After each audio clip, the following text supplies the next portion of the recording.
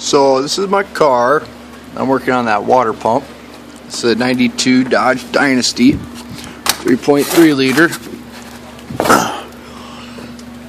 This is what I'm looking at. I tried drilling that one out using a tap out, it didn't work. Tried sawing into that one using a screwdriver, didn't work.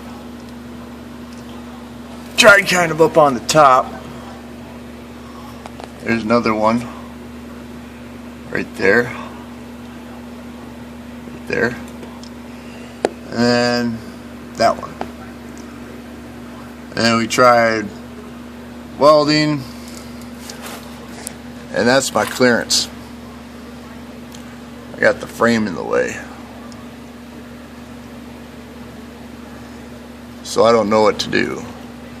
I've just been trying and trying. Let me know if anyone has any helpful pointers.